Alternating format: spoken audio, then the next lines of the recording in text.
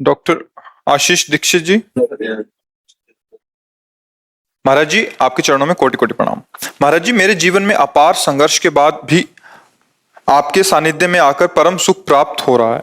मैं जब से अपनी क्लिनिक के टेबल पर जाता हूं, वहां आपकी तस्वीर रखी है, मुझे बहुत आत्मबल मिल रहा है। प्रभु जी, एक चिकित्सक होने के नाते मैं पूर्ण निष्ठा से अपना कर्म कर रहा हूं और सामाजिक जीवन में मुझे बहुत सफलता भी मिल रही है। प्रभु जी, मैं केवल ईश्वर में आस्था रखकर अपने मरीजों को श्रेष्ठ लाभ देने के उद्देश्य से जीवन जीना चाहता हूं, लेकिन जीवन के कई ऐसे घटना चक्र हैं जो जीवन में निराशा प्रदान करते हैं। मन विचलित हो जाता है। प्रभु जी, मैं जिम्मेदारियों से भाग भी नहीं सकता और जिम्मेदारियों के साथ नकारात्मक पैदा। देखो, निराशा तब होगी ना जब आप आशा करोगे। आशा ही परमम दुखम, नैराश्यम परमम सुखम। यही तो रात से नहीं समझ में आ रहा है। आशा ही परमम दुखम, नैराश्यम परमम सुखम। आशा एक राम जी से, दूजी आशा छोड़ दे। नाता एक राम जी से, दूजा नाता तोड़। बिल्कुल सरल भाषा में समझो। प्रभु की शरण में हो तो ज्यो ज्यो राखत हो, त्यों त्यों रहियत हो हे हरि। आप जैसे रख। फिर हमें दुख किस बात का? अगर हमें कोई गाली दे रहा है तो हमारे पूर्व पाप नष्ट कर रहा है। जो हमें दंड भोगना पड़ता वो कटु वचन से दूर कर रहा है। कितना बढ़िया, सुन लिया बस खत्म। वही दंड भोगना पड़ता। जो निंदा कर रहे हैं, अपमान कर रहे हैं, जैसे कोई किसी ने कहा, आप कहते हो सहो, अगर हम सहेंगे तो बढ़ता चला जाएगा, तो तुम रोक लो। तुम रोक लो। अभी तुम शुरू करोगे, जेल जाओगे, जीवन भर बंदी बन करके दुख भोगोगे। और तुम चुप रहोगे ना तो उसका कर्म उसे नष्ट कर देगा। तुम्हारे नष्ट करने की जरूरत नहीं है। अवश्य में भोक्तव्यम कृतम कर्म शुभाशुभम। वो अशुभ कर्म कर रहा है ना, तुम बचाओ अपने आप को। उसको दंड उसका कर्म दे देगा, किसी और को देने की जरूरत, तुम्हें देने की जरूरत नहीं। शांत रहो, गंभीर रहो। भगवान सबका भरण पोषण करते हैं। अपने कर्तव्य में कायरता मत रखो। जैसी परिस्थिति आवे उसमें निराश मत हो। आगे बढ़ते चले जाओ। देखो, ये पक्का समझो, चाहे कोई कितना भी धर्मात्मा हो, रात आएगी। रोक सकेगा? पर लाइट के द्वारा तुम अपने प्रकाश में जी सकते हो। रात पूरी तुम हटा दो, ऐसा असंभव है, पर तुम अपने कमरे में लाइट जलाकर सुखपूर्वक रात्रि के दुख से रहित हो सकते हो। ऐसे ही संसार में ये द्वंद्व छाए हुए हैं। सुख दुख, लाभ हानि, मान अपमान, निंदा स्तुति, जय पराजय, जन्म मृत्यु, ये द्वंद्व एकदम छाए हुए हैं। इसको तुम हटा नहीं सकते। तुम ज्ञान का प्रकाश करके अपने हृदय में इस अज्ञान द्वंद्वों से द्वंद्वातीत हो सकते हो। अगर अपने को सुधारने चलो तो तुम्हारे हृदय में द्वंद्व व्यापेंगे नहीं। संसार में नहीं रहेंगे, ऐसा नहीं। जो जितना अपने को बदलना चाहता है वही बदल पाया है। किसी की सामर्थ्य नहीं है कि बदल पावे। इसलिए निराशा और आशा, इन दोनों से हटो। आप चाहते हो जागतिक उन्नति, प्रभु पता नहीं आपको किस जगह पहुंचाना चाहते हैं। शायद वो अपना अंग सेवी बनाना चाहते हो, जगत में ना फंसाना चाहते हो। आपको क्या पता वो क्या देना चाहते हैं। हम लोगों की हालत यह है, जैसे एक गरीब आदमी गांव का किसी चक्रवर्ती सम्राट के समीप जाए और सम्राट प्रसन्न होकर के कहे, मांगो जी क्या चाहिए। उसे जी कहे, एक बैल है, गाय है, भैंस है, 1 साल के लिए चारा दे दीजिए और सब पूरे घर को 1 जोड़ी कपड़ा दे दीजिए और साल भर के लिए भोजन दे दीजिए। वो समझेगा बहुत कुछ मांग लिया, हिम्मत नहीं ना उसकी। और अगर वो राजा के ऊपर छोड़ दे कि हम क्या मांगे साहब, आप जैसा, वो दे देगा पूरे जीवन के लिए, ले दे देगा। हमारी भूल होती है। एक बार राष्ट्रपति, उदाहरण है, एक राष्ट्रपति भारत का, एक बार स्वतंत्रता दिवस था तो तिहाड़ जेल में गए। सब कैदियों को बुलाया, बोले आज के दिन हमारा भारत स्वतंत्र हुआ था, इसलिए आज जो मांगेगा वो हम सब कुछ देंगे। कैदियों से खुले दिल से मांगो। बोले साहब हफ्ते में 2 साबुन दिए जाएं। ठीक है, लिख लो। साहब सर्दियों में जो कंबल दिया जाए तो बहुत हल्का होता है, अच्छा होना चाहिए। अब जिस कोठरी में रहते उसे पुतवा दिया जाए। सबने सब मांगा। वो एक बड़ा चतुर था, बाद में उठा और गया, बोले साहब जेल से मुक्त कर दीजिए। बोले इसको मुक्त, सब बोले मुझे, बोले नहीं तुमने साबुन मांगा, तुम्हें मुक्त ले।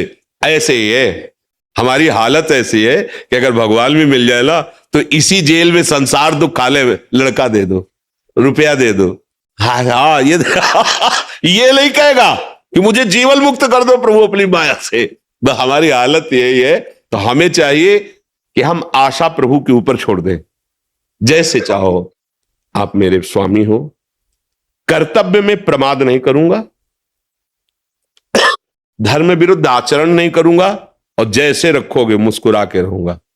कई बार हमें हजारों बार सुना चुके होंगे। एक बार हम गंगा के भ्रमण करते तो लोग वो टेप रखते हैं ना, टेप से गाना हो रहा था। तो कान है, दो पंक्तियां हमारे जीवन में बहुत बड़ा संबल बनी। जैसे वेद के सूत्र याद किए जाते हैं ना, ऐसे हमने याद है। हर गम तुम्हारा सहेंगे खुशी से, कभी भी न सिकवा करेंगे किसी, बस इतना याद है हमें। और इसको हमने जीवन भर याद रखा है। जहां कोई ऐसी परिस्थिति आती, कोई अपमान, कोई प्रतिकूल, नहीं, मेरे प्रभु का दिया हुआ हर विधान उसको खुशी से सहना, मुस्कुरा के निकलना है, आंसू नहीं, घबराना नहीं। नहीं नहीं, हमने प्रभु से प्यार किया है तो प्यारे का ही साम्राज्य है, और उसका हर विधान हमारे लिए सर आंखों पे है। हमको उसका विरोध नहीं करना, उसको सहना है। वो देखना चाहता है इस परिस्थिति में तुम कैसे मुस्कुराओगे, तो हमें सहना है। बिल्कुल ऐसे कमजोर मत बनो कि कोई कुछ कह दे तुम रो दो, थोड़ी सी हानि हो गई तुम रो दो। नहीं, तुम ऐसे मालिक के जो भ्रकुटी विलास सृष्टि लय हुई, इतने में से निमेष कहते हैं, निमेष में अनंत ब्रह्मांडों का सृजन कर देता है। वो जब चाहेगा तो निहाल कर देगा। जैसे वो चाहे हमें वैसे रहना है। अब तो क्या दुख होगा, क्या दुख होगा, मतलब समझ हमारी थोड़ी ठीक हो जाए तो हम निराश क्यों हो कि ऐसी परिस्थिति है। अरे परिस्थिति बदलने में देर लगती है क्या? आज खाने को नहीं, कल भंडारा शुरू हो जाएगा। उसको उसका खेल ऐसा ही है, ऐसा ही है। ऐसी परिस्थिति थी कि भिक्षा मांगने जाए तो अब शरीर रोग से ग्रसित, मांगने जा नहीं सकते, कोई पानी देने वाला नहीं, 1 रुपया नहीं, क्योंकि संसार से किसी से मिलना जुलना नहीं था। फल फूले तो सब बात जाने दो। मिश्री है ना वृंदावन की, तो एक ब्रजवासी देते थे 250 ग्राम मिश्री 15 दिन में। तो इतना टुकड़ा अपनी श्री जी को, जो आज फूल बंगला में बैठे भोग लग रहे हैं, इतनी मिश्री का टुकड़ा 24 घंटे में। पर वो आंसुओं से लगता था कि श्री जी मुझ अकिंचन के पास, अब आप इसी से तृप्त हो जाइए, इसी को मान लीजिए 56 भोग है। शाम के फूल मांगते थे बिहारी जी के सामने, जो डलिया लगती हैं, 4, 5, 10 फूल मिल जाते थे, उनकी सैया लगा के श्री जी को, श्री जी सहन करो। आज फूल बंगला बन रहा है। उनकी मौज है, कभी फुटपाथ पे तो कभी महलों पे है, कभी कोई पूछने वाला नहीं था। आज करोड़ों नेत्रों से केवल प्यार ही प्यार मिल रहा है। हम देखते हैं कि लोग प्रायः संतों के पास जाते हैं, मुझे ये दे दो, और हमारे पास आते हैं, तुम्हारी आयु बढ़े, तुम सुखी रहो, तुम स्वस्थ रहो। बोलो उल्टा देखो, देखो ना कौन कर रहा है, ये कौन कह रहा है? ये हमारे प्रभु इन रूपों में आकर, हम यही आश्चर्य मानते हैं। संतों के पास जाते ला, महाराज मेरे कैंसर हो गया, ठीक हो जाए महाराज। ये हमारे यहां ऐसे आते, महाराज आप ठीक हो जाओ आपकी आयु बढ़े, आप सुखी रहे, आपको मेरी आयु लग जाए। मेरा ये कहा, ये कौन बोलता है? प्रभु बोल रहे हैं। इतने मुखों से प्रभु बोल रहे हैं, इतने नेत्रों से। जो वेद कहता है ना, सास शीर्खा पुरखा हा शास्त्राक्षा, वो मुझे दिखाई दे रहा है।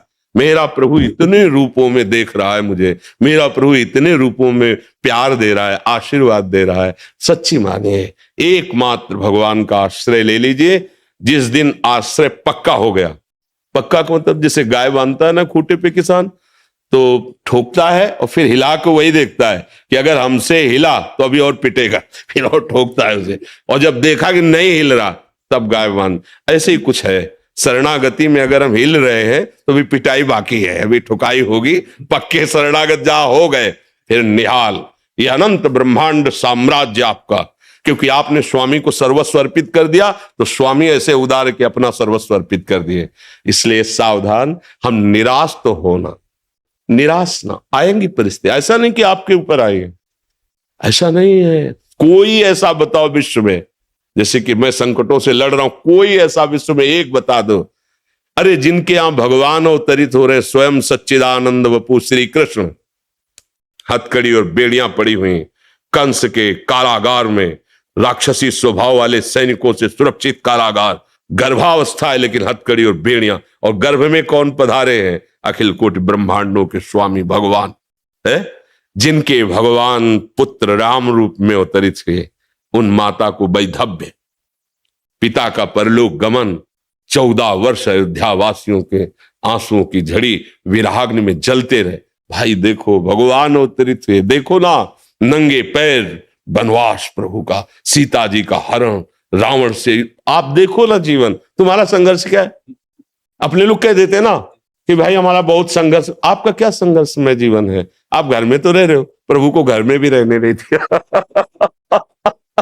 14 वर्ष का वनवास सरकार को, प्रिया श्री आजू के साथ, जहां फूल न चुभ जाए ऐसे चरणारविंद, वहां कंकड़ और पथरीली भूमियों में, जंगल में जहां कांटे, वहां प्रभु विचरण कर रहे। इसलिए धैर्य धारण कर, हम प्रभु के बच्चे हैं, हमें कभी घबराना नहीं और धर्म त्याग नहीं करना। धर्म से चलो, नाम जप करो, आप देख लोगे। हम ये नहीं कहते कि तुम्हारा पति बन जाओगे, हम ये कहते कि तुम ऐसे धनी हो जाओगे कि चाह नहीं रह जाएगी। सबसे बड़ा धनी कौन? जिसकी चाह ही नहीं है। नहीं तो कोई 1 लाख की मांग करता, कोई 1 करोड़ की मांग करता, कोई 1 अरब की मांग करता, तो सबसे बड़ा भिखारी कौन हुआ? 1 अरब वाला हुआ ना। वो कहते हैं 1 रुपया वाला, जो 1 रुपया मांग रहा है ना, बोले बड़े भिखारी है। नहीं नहीं, भिखारी वो तो छोटे हैं, आप बड़े भिखारी हो। आपको 1 अरब चाहिए, वो 1 रुपये में संतोष कर लेगा, तुम्हें 1 अरब में संतोष रहे। धैर्यपूर्वक विवेक के द्वारा समझो, हम प्रभु की कृपा से संतुष्ट हो जाएं, चाह मिट जाए, आनंद हमारे हृदय में उल्लसित हो रहा है। किसी बाहरी वस्तु और क्रिया से जो आनंद प्राप्त होता है वो आनंद नहीं है, वो आनंद कोश से है। और जो आनंद सच्चिदानंद स्रोत से प्रकट होता है वो अबाध होता है, कभी बाधित नहीं होता। ज्ञान मार्ग में है जो आनंद कोश का बात कर दे, वो आनंद सिंधु स्वरूप की तरफ बढ़ता है। अभी तो हम जरा सा कुछ सात्विक भाव आया तो उसका आनंद, कभी विषय आनंद। तो धैर्य पूर्वक चले, निराश न।